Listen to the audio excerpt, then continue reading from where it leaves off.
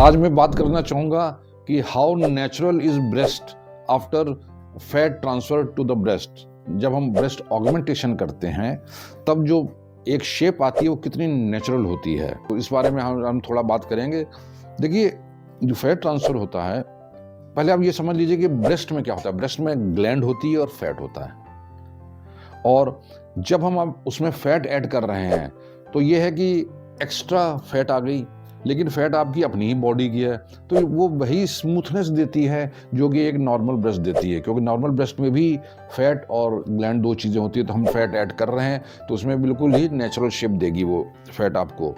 और लेकिन इसमें कुछ लिमिटेशंस भी आ सकती हैं। देखिए, हर सर्जरी में कुछ लिमिटेशन आ सकती हैं। अब लिमिटेशंस ये है कि हम पहला तो है कि हम कितना वॉल्यूम ऐड कर रहे हैं।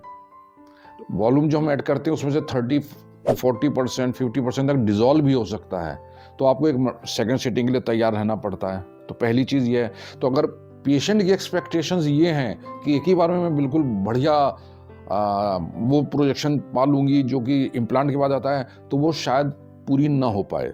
जब भी आप फैट इंजेक्शन कराना चाहते हैं तो फिर आपको इस चीज़ के लिए तैयार रहना चाहिए कि एक टचअप पोजीशन की जरूरत पड़ सकती है। और एडवांटेज इसका ये है कि इसमें स्कार नहीं पड़ता है, जबकि इम्प्लांट में स्कार आता है। इम्प्लांट के अपने एडवांटेज डिसएडवांटेज होते हैं, इनके अपने हैं। तो इसका जो मैं अभी ब्रेस्ट के बारे में बता रहा हूँ, फैट के बारे में, तो मैं ये कहना चाहूँगा कि इसमें एक तो स्कार नहीं आएगा आपका। अब इसका रिजल्ट का आउटकम कैसे होता है, कितना अच्छा होता है, तो मैंने इसमें देखिए सबसे पहली चीज़ होती है कि पेशेंट की एक्सपेक्टेशंस क्या है। अगर पेशेंट इंटेलिजेंट है, वो जानती है कि भाई मेरे को अच्छा रिजल्ट मिलेगा, लेकिन हो सकता है कि थोड़ी फैट डिजॉल्व हो जाए, तो फिर मैं सेकंड ट्रीटमेंट में तैयार हूँ, वो पहली चीज़ होती है।